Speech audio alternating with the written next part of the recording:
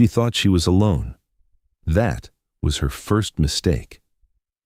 JoJo, known to everyone in her world as Ms. Pinky, pressed her rubber-gloved hand against her cheek and let the tears fall. She didn't care.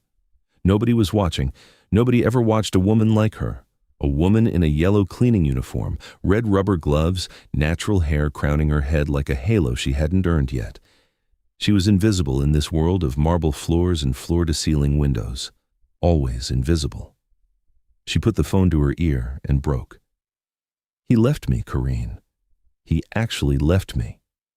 She didn't know that on the other side of the penthouse, a door had just opened without a sound. She didn't know that J.P. Min, Korean Mafia boss, owner of half of Houston's underground empire, a man whose name made grown men look away first, was standing completely still in the hallway, listening to every single word. And what he heard cracked something open in him that had been sealed shut for years. But here's what you need to understand before the story goes any further. What was about to unfold between these two people was not just a love story. It was a war. It was a reckoning. It was the kind of story that turns your entire understanding of loyalty, power, and survival completely upside down. Because JoJo, Ms. Pinky, was not just a cleaning lady, and J.P. Min was not just a man in love. And before this was over, one of them would be forced to make a choice that would destroy everything. Before we go any further, if you are new here, welcome. This channel is where cinema lives in your ears. Hit that subscribe button right now, turn on your notifications, and drop your city in the comments. Where are you watching from tonight? Let us know, because this community spans the entire globe, and we love every single one of you. Now, let's get into it. JoJo had been cleaning J.P. Min's penthouse suite in the heart of downtown Houston, Texas, for 2 years. 2 years of polishing surfaces she would never own. 2 years of making invisible the life of a man she barely glimpsed, a shadow in a suit, always leaving, never truly arriving. The penthouse was 40 floors above the city. Floor-to-ceiling glass, sleek black furniture, no photographs, no warmth, just power arranged in every corner like a museum no one was meant to enjoy. JoJo knew the space better than he did. She knew which drawer he never opened. She knew the one photograph hidden under a stack of files in his home office. A woman and a child, the edges worn from being held too many times. She never touched it. Some things were not hers to understand. What she did know was her own pain. And on this particular Tuesday morning in October, that pain had finally broken the surface. He took everything, Corinne. His clothes, his car, our savings account. He left a voicemail, not even a text. A voicemail, 30 seconds, 6 years of my life reduced to 30 seconds on a voicemail. Her voice shattered on the last word. She sat on the edge of his black leather sectional, red gloves still on, tears streaming freely down her face. Outside, Houston stretched out beneath her. Enormous, indifferent, blazing with the kind of ambition that chews people like her up without flinching. The worst part is I still love him. How pathetic is that? I still love a man who left me for his coworker and didn't even have the decency to look me in the face. She laughed, that hollow, desperate laugh that comes right before a person completely falls apart. I'm sitting in some rich man's penthouse, crying my eyes out in rubber gloves.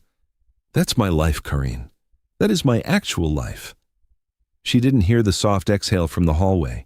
She didn't see J.P. Min close his eyes for exactly 3 seconds, as if absorbing a sound frequency that disturbed something ancient inside him. He should have walked back out. He had a meeting in 40 minutes with men who would not hesitate to put a bullet in him if he showed any weakness. He had no business standing in a hallway being arrested by the voice of a woman he had exchanged fewer than 10 sentences with in 2 years. But he did not move. I used to draw, Corinne. You remember? Before everything. Before Darnell, before the bills, before I told myself that dreaming was a luxury for people with time. I used to fill sketchbooks. I wanted to go to art school. I wanted to create something beautiful. Her voice dropped to a whisper. Now I clean up after other people's beautiful things. Something shifted in the hallway. What J.P. Min did next, no one who knew him would have believed it. He waited until she hung up the phone. He counted to 15. Then he opened the front door, let it close loudly behind him, and called out into the apartment in his low, measured voice. Is someone here? He heard her scramble, the sound of quick footsteps. When he walked into the living room, JoJo was standing at full attention, back straight, chin up, eyes red but defiant. But she had wiped her face clean with her forearm and was gripping the cleaning cloth like armor. She was magnificent. He had never noticed that before, or perhaps he had chosen not to. "Mr. Min, I apologize. I didn't realize you'd be home. I'll be out of your way and—" "Sit down," she blinked. "Excuse me?" "I said sit down, Ms." He paused. He had seen her name on the contract for 2 years. JoJo. She stiffened. Something crossed her face, sharp intelligence recognizing that this was unusual, that something had shifted in the atmosphere of this space. She was smart enough to know that powerful men did not ask their cleaning staff to sit down unless there was a reason. "I'm fine standing, Mr. Min. Thank you." One corner of his mouth moved, almost a smile. Almost. "I heard your conversation." The silence that followed was absolute. JoJo's eyes sharpened immediately. Not embarrassment, calculation. She was already processing, already thinking 3 steps ahead. He could see it happen in real time, the way her gaze went from wounded to measured in less than 2 seconds. That impressed him more than he expected. "How much did you hear?" "Enough. Then I'll finish my work and leave, and we can both pretend my wife left me 4 years ago." JoJo went still. J.P. Min crossed the room slowly, settled onto the arm of the couch with the ease of a man who had learned to own every room he entered, and looked at her, really looked at her, for the first time. "She said I was married to my work, that even when I was present, I was absent, that she'd been grieving our marriage for 2 years before she finally stopped." He paused. She was right about everything." JoJo studied him carefully. The image she had constructed of this man over 2 years, cold, untouchable, operating in a world she couldn't see, was cracking at the edges. "Why are you telling me this?" "Because you said no one sees you." His eyes held hers. "I see you, JoJo." She didn't respond, but she sat down. They talked for nearly an hour. JoJo told him about Darnell, 6 years, a shared apartment in Katy, Texas, her dreams of going to art school quietly starved out over years of bills and compromise, her mother's illness, the medical debt, the cleaning jobs that started as temporary and became permanent, the way she had convinced herself this was enough, right up until the moment she came home to an empty closet and a voicemail. J.P. Min listened without interrupting. His attention was total, absolute. The kind of attention that most people never experience from anyone, let alone from a man who commanded rooms. He told her about himself in pieces, careful, measured pieces. Grew up in Seoul in a family that valued silence over softness. Came to Texas at 22 with nothing. Built an empire through will and ruthlessness and the particular intelligence that comes from never being underestimated and learning to use that. But what he did not tell her, what sat behind his careful eyes like a locked room, was the thing that would change everything later. He did not tell her that he already knew her name long before she became his housekeeper. He did not tell her why. 3 weeks passed. J.P. Min began coming home on Tuesdays. He told himself it was coincidence. He told his security team he had calls to make from home. When he told his lieutenant, a stone-faced man named Sung, who had known him for 15 years, that he simply preferred the penthouse during the day. Sung said nothing, but his eyes said everything. JoJo noticed. Of course she noticed. She was too smart not to. But she said nothing either. She continued working. She continued keeping her distance, her professionalism, her armor. But the conversations happened anyway. She told him about the sketchbook she had started again, small drawings made in the 22-square-foot studio she was renting in Midtown after Darnell had kept the apartment. A coffee cup, a fire escape, the woman on the bus who reminded her of her grandmother. J.P. Min listened like every word was architecture. One Tuesday evening, when he said, "I want to cook for you." JoJo put down her cleaning cloth and looked at him with those sharp, knowing eyes. "Mr. Min, J.P. J.P., she said the name like she was testing its weight. "I'm your housekeeper. You're an artist who cleans my house. That's different." She held his gaze for a long moment, that intelligence behind her eyes, turning it over, examining it, measuring risk against something she couldn't quite name yet. "1 meal," she said finally, "and then we go back to normal." He smiled. It was the first real smile she had ever seen on his face. She had no idea she had just agreed to the dinner that would pull her directly into the most dangerous situation of her life. He cooked Korean short ribs braised in soy and pear, japchae noodles pulled silky and warm, like spiced cucumber kimchi he had made himself 2 weeks prior. He moved through the kitchen with the same absolute precision he applied to everything, unhurried, exact, intentional. JoJo sat on the kitchen counter. She had refused the formal dining table and drew while he cooked, her sketchbook open on her knee, pencil moving. She was drawing his hands. He noticed. He said nothing. They ate. They talked until 11. When she finally stood to leave, she looked at him for a moment too long in the doorway. "Why did you really start coming home on Tuesdays?" she asked. JP Min met her eyes without flinching. "Because you reminded me that I'm still capable of feeling something." She left without answering, but in the elevator going down, she pressed her back against the wall and breathed. Because her heart was doing something it had no business doing. And she didn't know that upstairs, his phone was already ringing.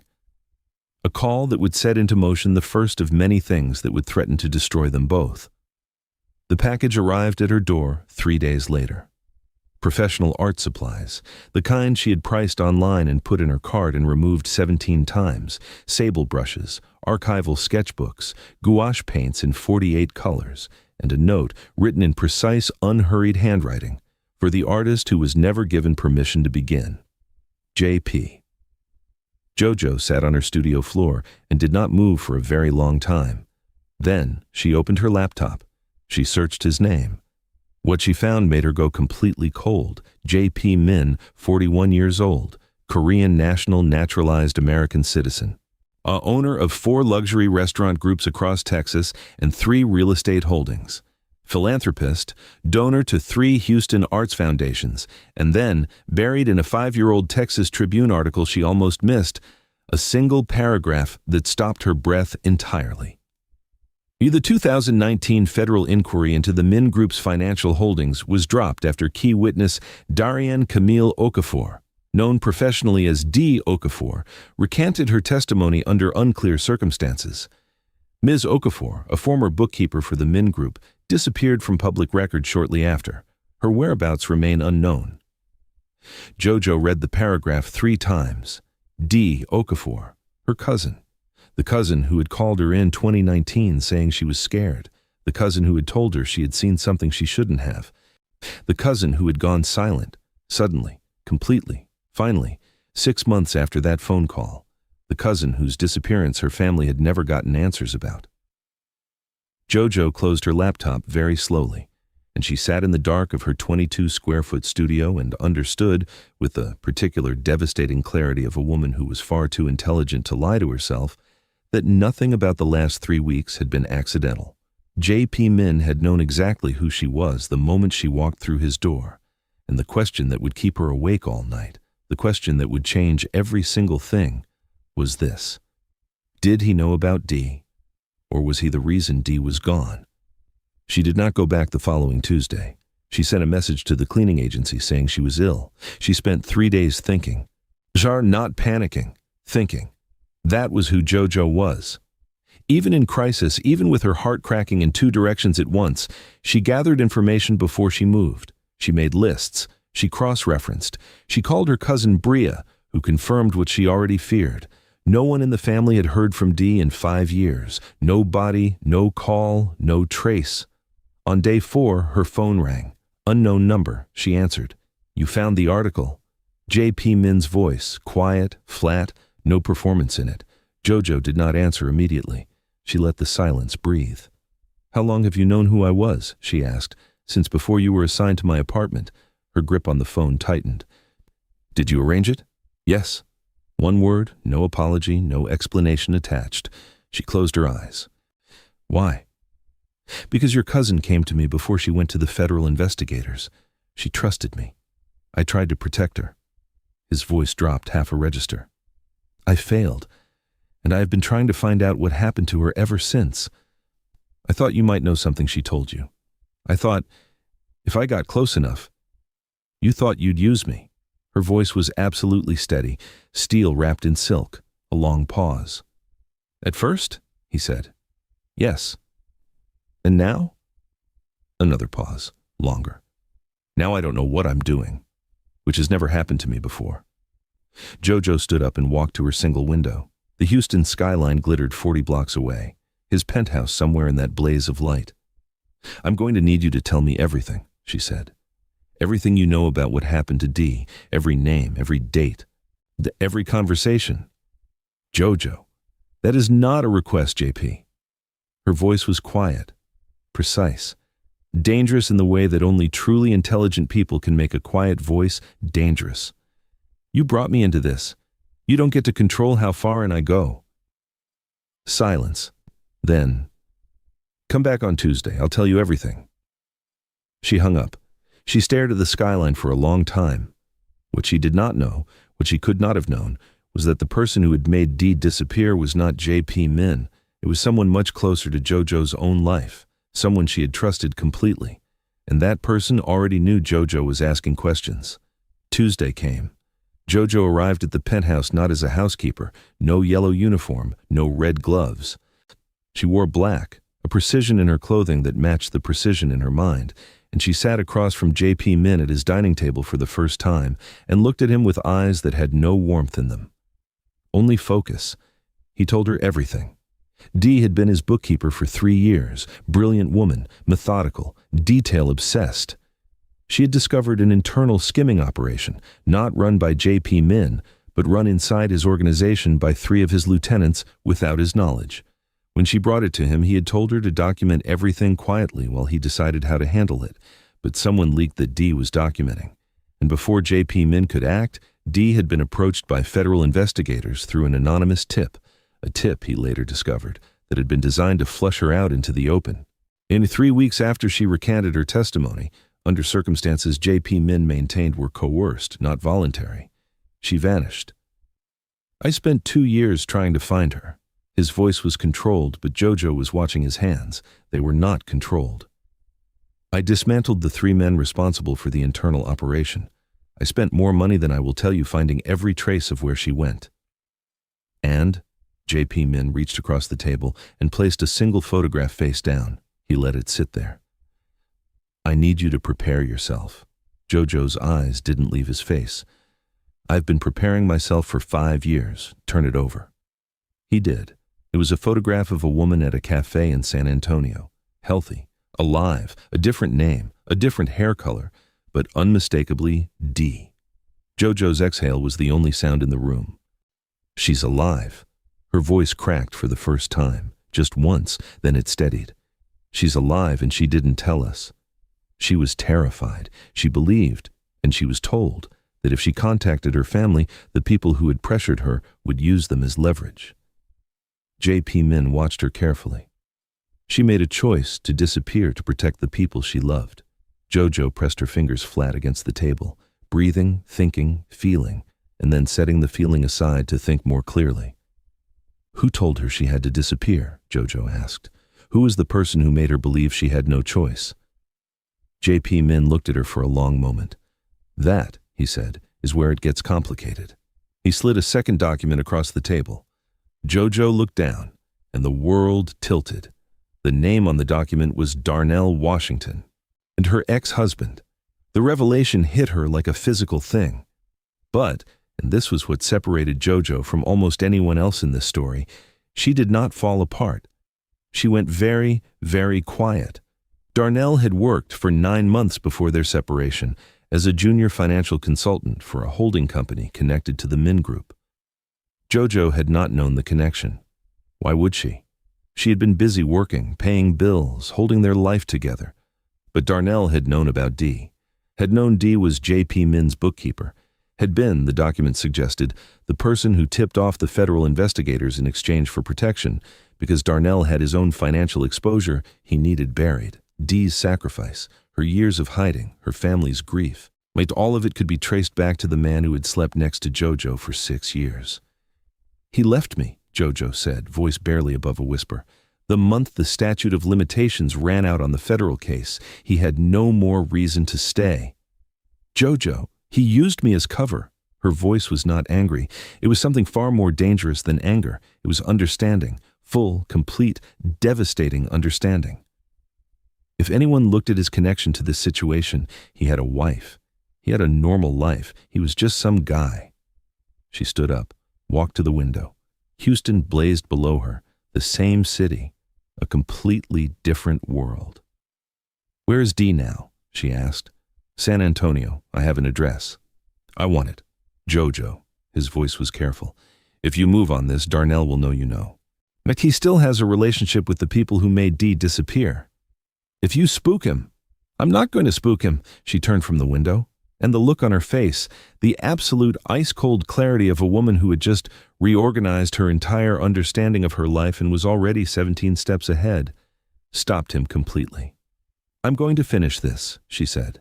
"Properly, with evidence, with legal exposure that he cannot escape, and I'm going to need your help." J.P. Min studied her face for a long moment. "You're not scared," he said. Not a question, something between wonder and recognition. "I'm terrified," she said simply. "But terror and action are not mutually exclusive. What do you have that I can use?" That was the moment J.P. Min understood that he was not going to be the one who saved JoJo. He was going to be the one who watched her save herself and tried desperately not to get in her way.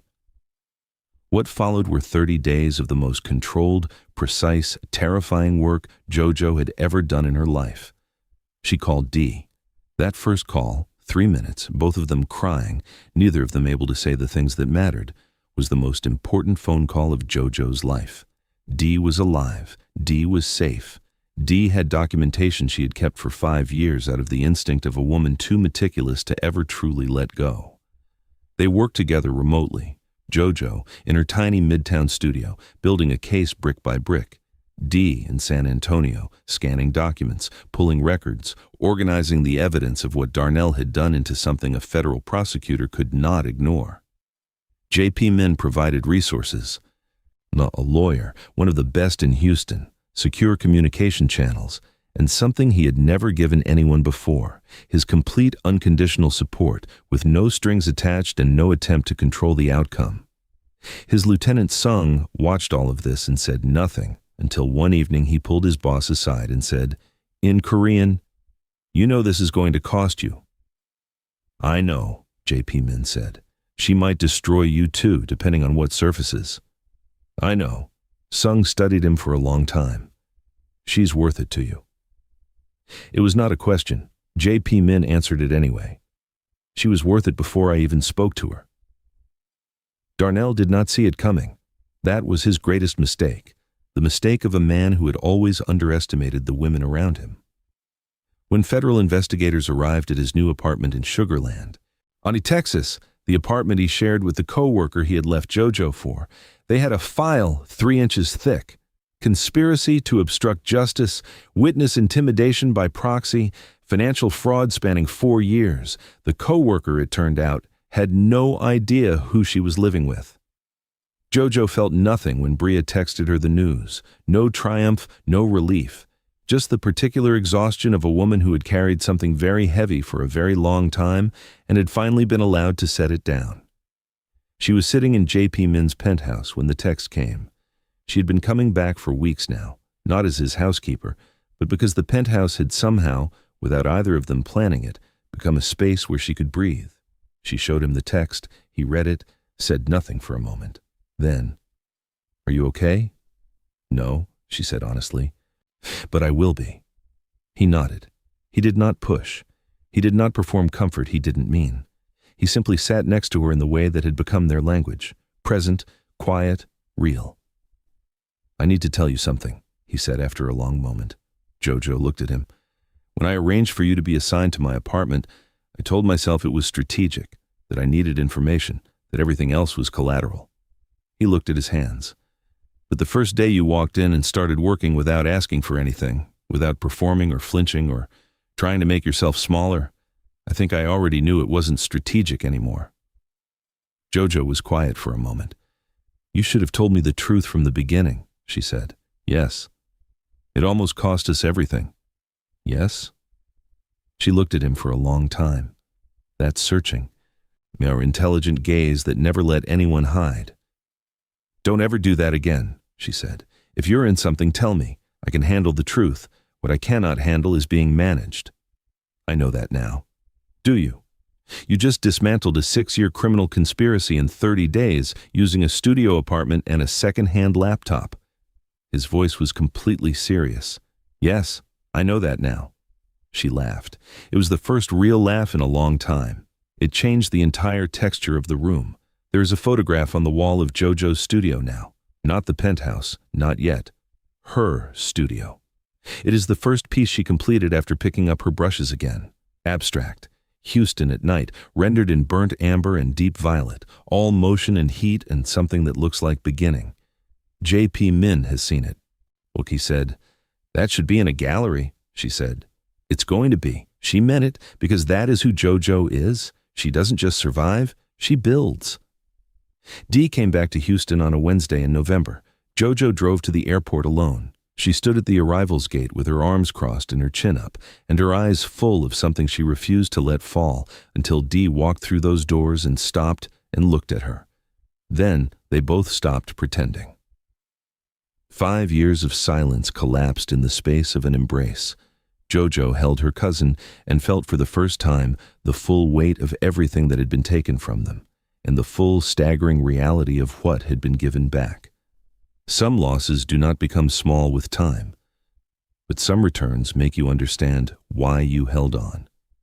J.P. Min stood at his penthouse window that evening, but watching the city. His phone buzzed, a message from JoJo. "She's home, we're okay." He read it 3 times, then he typed back, "Good." 2 letters, everything. She replied with a single paint palette emoji, the sketchbooks he had gifted her now overflowing with work she was making every single day. He smiled at his phone in the dark of his empty penthouse and understood, perhaps for the first time in his adult life, that emptiness was not the same as peace, and that he had been confusing the two for a very long time. 3 months later, JoJo's first exhibition opened in Midtown Houston. A gallery she had approached herself, cold, with her portfolio under her arm and the particular kind of confidence that belongs to people who have already survived the worst. They said yes. The opening was on a Friday night. The gallery was full. JoJo stood in the center of it in a white dress, her natural hair crowning her like the halo she had finally earned, talking to collectors and critics and strangers who kept stopping in front of her work with that look. The one that means, "This made me feel something I didn't expect." J.P. Min arrived 40 minutes late. He stood at the back of the room for a long time without approaching her. Sung, standing beside him, looked at his boss's face and felt something unfamiliar. Hope, maybe. When JoJo finally saw him across the room, she did not wave. She did not make a scene. She just looked at him the way she always looked at him, direct, clear, no performance, and tilted her head slightly toward the painting on the far wall, the one he hadn't seen yet. He crossed the room, stood in front of it. It was a portrait, abstract but unmistakable. A man at a window. City lights behind him, his back to the viewer but his face turned just slightly, just barely, as if someone had called his name and he was allowing himself, for the first time, to turn toward it. At the bottom, in JoJo's precise handwriting, the title, "The Man Who Learned to Look Back." J.P. Min stood in front of it for a long time. When he finally turned, JoJo was right behind him, arms crossed, eyes clear, a small private smile at the corner of her mouth. "Don't make it weird," she said. He laughed, full and real, the kind of laugh that surprises a person who hasn't heard it from themselves in years. "It's already weird," he said. "You put me in a gallery." "I put a feeling in a gallery," she corrected him. "You were just the feeling." He looked at her. Everything he didn't say was in his face. Every calculation he had abandoned, every wall he had stopped pretending was protection. "JoJo. JP. Can I take you to dinner? Somewhere other than my penthouse, somewhere normal, where I'm not your employer and you're not my... whatever you were." She considered him. "You're going to have to do better than that." "I know." He paused. "I've been trying to figure out the exact right thing to say to you since October." "And I think the exact right thing is, I'm in over my head. I haven't been this uncertain about anything since I was 22 years old, and I would very much like to take you to dinner before I say something that embarrasses both of us." JoJo looked at him for a long moment, then she uncrossed her arms. "Saturday," she said. 7 o'clock. "And you're letting me choose the restaurant." Obviously, he said. Your taste is better than mine in every single category. She pointed at him. That, right there, that's why this might actually work. This is not the end of their story. It is, in fact, barely the beginning. Because Darnell's arrest had exposed connections that went further than either of them expected. Because J.P. Min's past was not as clean as he had presented. Because Dee, back in Houston, and burning with a fury 5 years in the making, had information she had not yet shared with anyone. And because the woman who had pressured Dee to recant her testimony, the woman at the top of the chain that Darnell had worked for, had just learned that JoJo Okafor existed, and she did not like what she had heard. What happens next will shake everything you think you understand about this story. But that is Chapter 2, and that is where we leave it for today. But before you go, I need you to do something for me. If this story moved you, if Ms. Pinky, JoJo, made you feel something, if J.P. Min surprised you, if the plot twists hit the way they were supposed to hit, then you owe it to yourself to be here when Chapter 2 drops. Hit subscribe. Right now. Turn on your notifications so you don't miss a single chapter of this story, because what is coming will break you open and rebuild you, and you do not want to be the person who showed up late. Drop your city in the comments below. Where are you watching from tonight? Lagos, Atlanta, London, Seoul, Nairobi, Houston? Let us know, because this community is everywhere, and every single one of you matters in this space. And tell me, are you Team JoJo all the way? Because I need to know if you saw what I saw, a woman who walked into the fire and came out holding the torch. Also, should we do Chapter 2? Tell me in the comments. Tell me what you felt. Tell me what you didn't see coming. Tell me what you need. We'll be here. We always are. Take care of yourselves. And remember, it is never too late to begin again.